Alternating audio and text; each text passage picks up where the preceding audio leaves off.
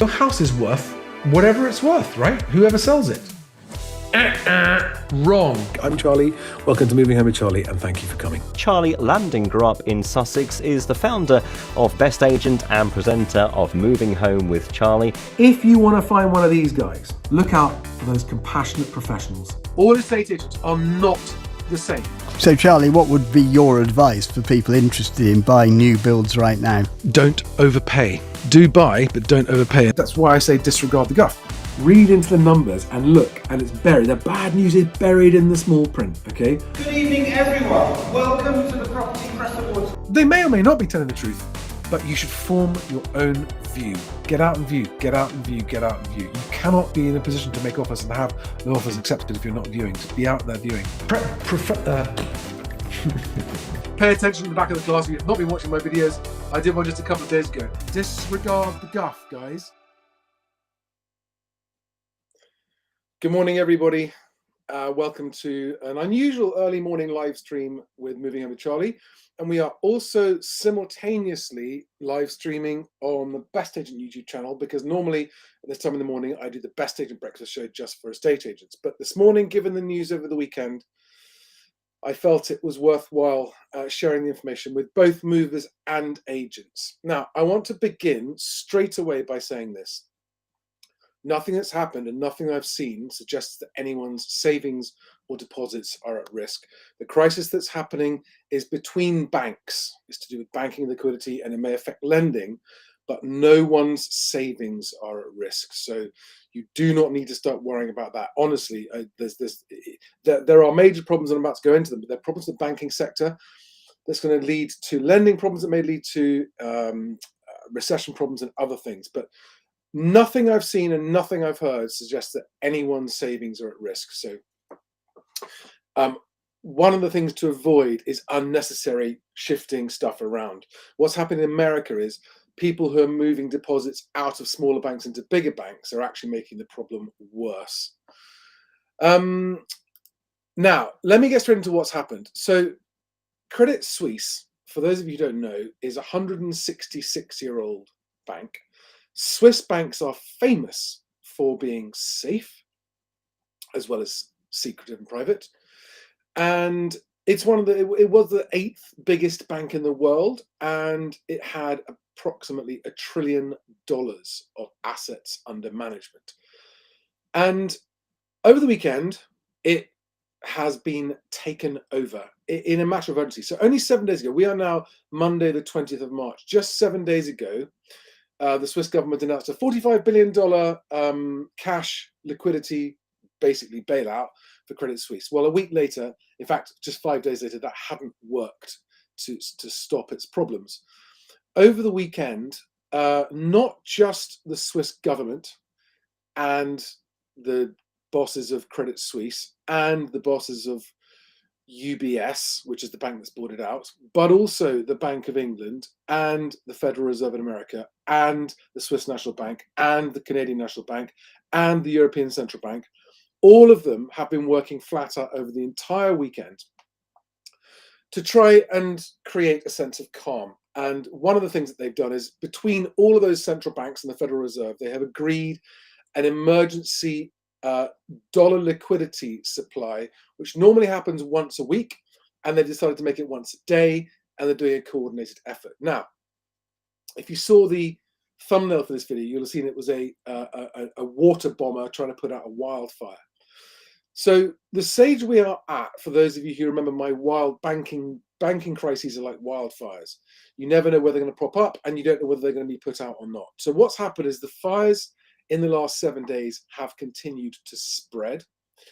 And the events of these governments and central banks, and also things happen in the US as well, where I think 11 big investment banks have put $30 billion of uninsured deposits in to try and save First National Bank. I can't remember what it is. I forgot the name of it now. One of the regional banks in the US that's looking like it's not going to survive, or was.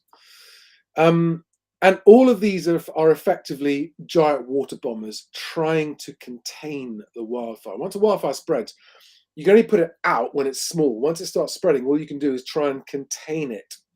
And we're definitely in a containment situation now.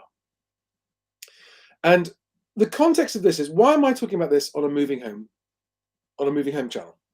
Well, decisions to move home are very long-term decisions, and they affect people's lives in a big way. And estate agents who help people move home have their businesses and their own livelihoods also affected by people's decisions to move home. In the survey I did last week, I've now had over 1,000 respondents to that survey, roughly a third said they were putting their move on hold pending the play out of this crisis. If that is true, and if those figures are accurate, that suggests a further reduction in transactions for estate agents, which is bad news not only for estate agents, but also for people who want to move house, because the more people who put their move on hold, the less liquidity, the less opportunity to move there is, the harder it becomes to move.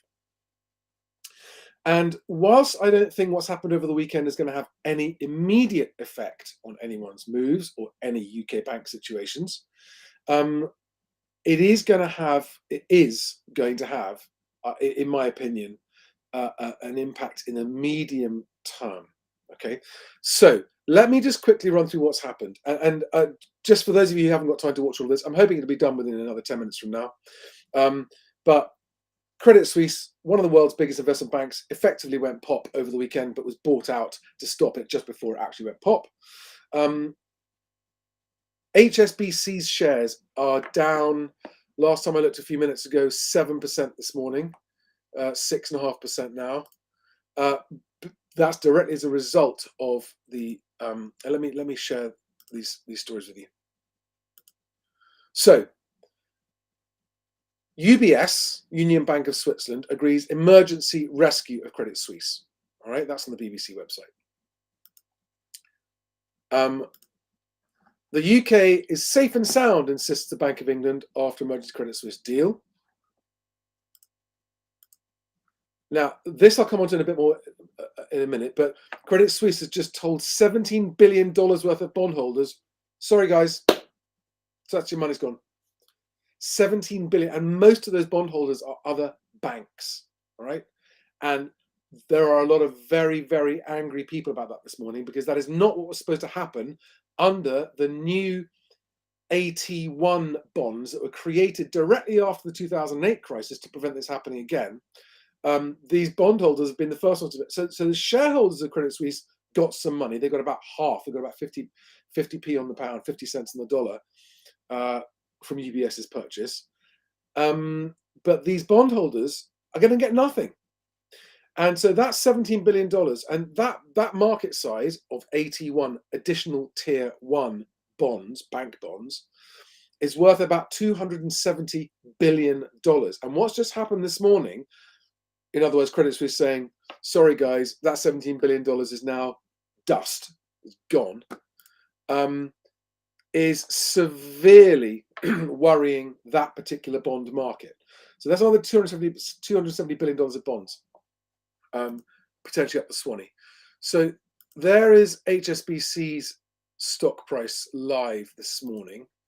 So it's down 6.5%. All right. So the point here is that even the big banks, they do have some exposure to this. This is not a threatening move. HSBC is a gargantuan bank, but it is still a reflection of the contagion spreading. And this story here talks about why the Hong Kong share, the HSBC shares fell. And it was on the back of these bonds being rendered worthless. So obviously HSBC held some of those bonds. Now, I'm going to go straight to the Bank of England's page here. Because for those people thinking, oh, well, this is Switzerland, it's America, it's not England, that's fine. The Bank of England has been working all weekend, and they put out this particular press release yesterday, Sunday night, right? They don't normally do that. And what they've done is they've announced the Bank of England, in coordination with other central banks, has today decided to further enhance the provision of liquidity. So very, very careful wording. Further enhance. In other words, it was already there, so it's not that big a deal. Via the standing US dollar liquidity swap loan arrangements. Now, what they've done is they've said the bank will increase the frequency of 7-day maturity US dollar repo operations from weekly to daily. All right, so something you can only get once a week, you now get every single day, and that's the Bank of England. And here they are, and they've even gone so far as to list all of these 7-day swap operations, and it says that they're going to go till at least the 28th of April. All right, so without even needing to understand what this means, just the fact that the Bank of England has worked over the weekend with the Swiss government, the Swiss central bank, and all those other central banks to do this it's like a giant water bomber trying to put out the fire. This is water bombers dropping fire retardant and water around the edges of the fire to keep it contained. They cannot put it out. It's impossible. They can't put it out yet, at least. They can't stop what's happening.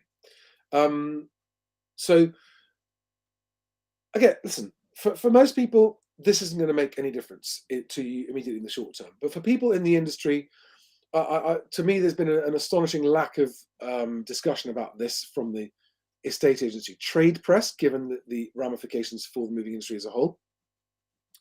And, you know, I mean, for a lot of small agents, what should you do differently this morning? Nothing. Carry on as you were. You should just be trying to get your deals done. I mean, I would be really prioritizing getting any current agreed deals over the line. That would be my total focus. Because people who are thinking of moving in and are going to pause it, there's nothing you can do about those guys. People who are very close to moving, and if you're a mover, I suggest the same. If you're close to getting your move done, nothing happening here is a reason to stop your move. I'm talking about home movers, not investors. I have no opinion to offer investors in this scenario. But for home movers moving home, nothing that's happening should be stopping your move. If you're moving home for the reasons of moving home, not for speculative reasons. So you should continue your move, buying or selling, makes no difference. And is this something to be ignored in the scheme of life? No, it's going to have big ramifications for the economy and for interest rates. The Bank of England's rate decision soon, I think, is it this week? I think it's even this week. Well, it's really interesting about interest rates because no one really knows what's going to happen. In the Fed, the market is pricing in, it doesn't know. It's like just around 0 or between 0 and 25 basis point rise. The trouble is, when you've already raised interest rates from 1% or where they were up to 4%, another quarter of a point doesn't make much difference in terms of fighting inflation. But anything that they do increase is going to further exacerbate the problems on small banks. My gut feel is that the Bank of England is still going to raise rates 0.25% this week, because I just get the feeling that something is afoot that says, let's get rid of the small banks and let's just leave the big banks in place. I don't like it. That's what feels like it's happening to me. I have no basis for that opinion, by the way. That is just pure, total speculation on my part. So I think, that's why the ECB the European Central Bank raised their interest rates 0.5% last week. The Fed have got to do it this week. The Bank of England will do it this week, I think. I could be wrong, but just off the top of my head. So, just a quick moment on explaining this 17 billion risky bond situation. So, this is a story worth telling, actually, because I find it fascinating. After the 2008 banking crisis, in order to try to prevent it happening again,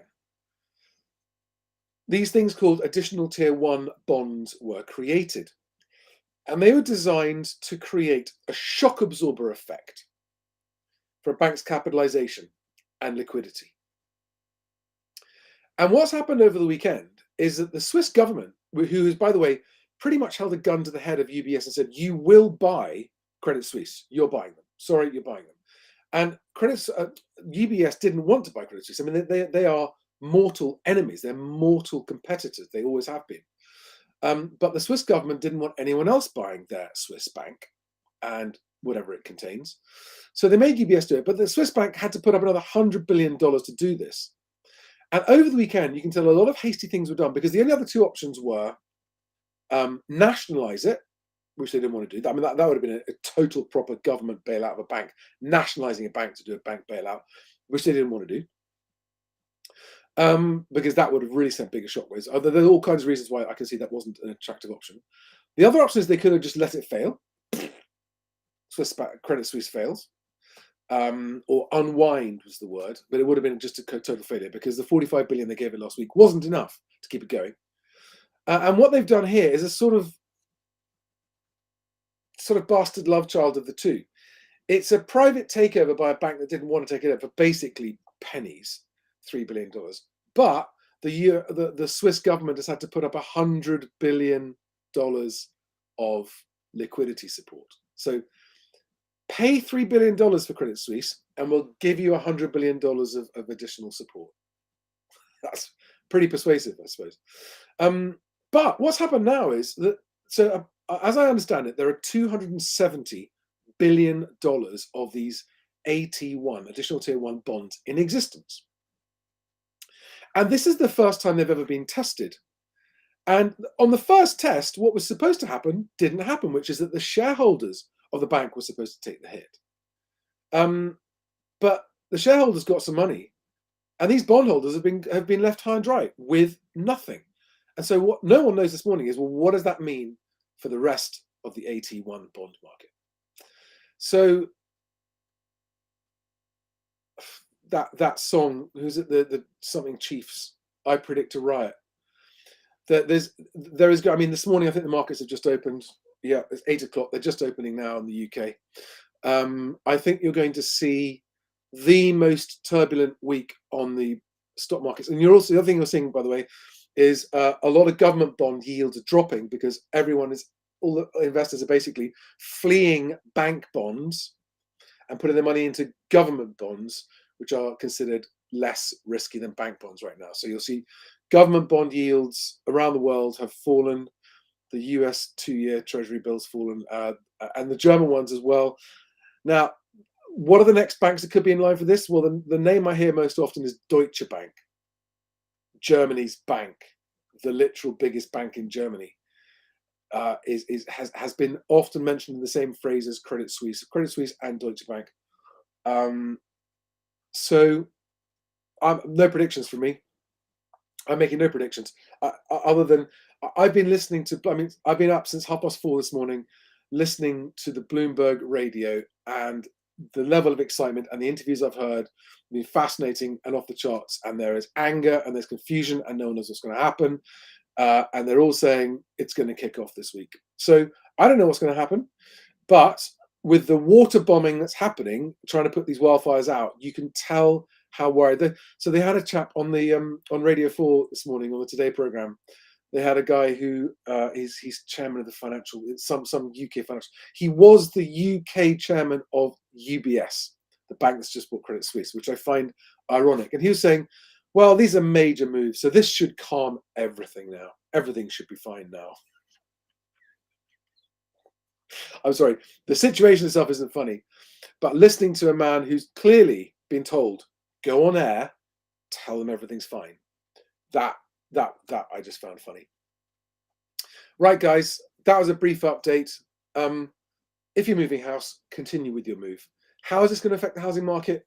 If there is a credit crunch, which is increasingly likely now, as in lending gets withdrawn and a shortage of lending, not because they don't want to lend, but because there's a genuine banking liquidity problem, that can lead to a credit crunch, which is less lending. If there's less lending, that tends to accelerate price falls. Tends to, doesn't always. We're going into the most uncertain phase of global economic and financial and banking and housing and assets situation that certainly in my lifetime. We're going into, I mean, it is now being widely discussed as a financial crisis by Bloomberg and Reuters and those kind of guys. They're not even pretending anymore. They go, yeah, it's a financial crisis. It just hasn't played out yet. But move home. Move home. There's nothing there that stops you moving home. If you need to move home because you need to move home, not for financial reasons, move home. Definitely. If you're an agent watching this, it doesn't change anything. It's just good to know. Because you might see some change in the behavior of your investor buyers or sellers. I would expect to see that. And it's just handy to have a background of what's happening, because it's very complicated what's happening. Complicated and confusing and a bit overwhelming. And what I hope I've done this morning is just give you a little bit of a kind of overview in plain English as to what's happening. But let me finish by saying this. No one's savings are at risk. Can't say the same about pensions, because all this money, all this bond money, is people. It's massive funds. It's massive pension funds and stuff. I mean, it doesn't mean pensions are at risk. It just means that our pension performance might not be so good. The pension fund performance might not be so good. But people's savings, your savings are not at risk, right? There's no one I know who's worried about their savings. I know plenty of people who've got lots of money saved in the bank. You don't have to worry about moving your savings around. If my word is not enough to reassure you, there's no reason why it should be, then just remember, if you've got more than £85,000 in one bank, spread it to another bank with a different license number. So make sure it's not part of the same banking group, otherwise you won't be covered more than 85 grand. So make sure, if you have to spread it because it's more than 85,000 between different accounts, make sure it's between different banks with different license numbers. But guys, you don't need to. It's honestly, savers deposits are not at risk. Wouldn't worry about it. Wouldn't worry about it. But don't get me wrong. There's some. I mean, they're talking about in the US hundreds of banks now, hundreds of small regional banks now in trouble because of people panicking and taking their money out and putting them into bigger banks when they didn't need to. Do we have any questions?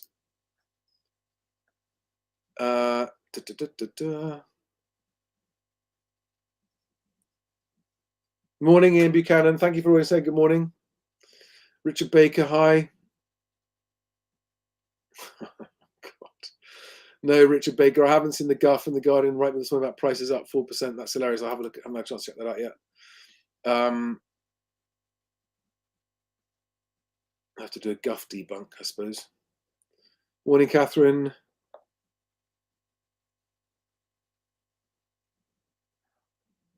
Kevin Helton says, we really are just puppets on the string. I can see that point. Anyone got any questions? Otherwise, I'm going to call it.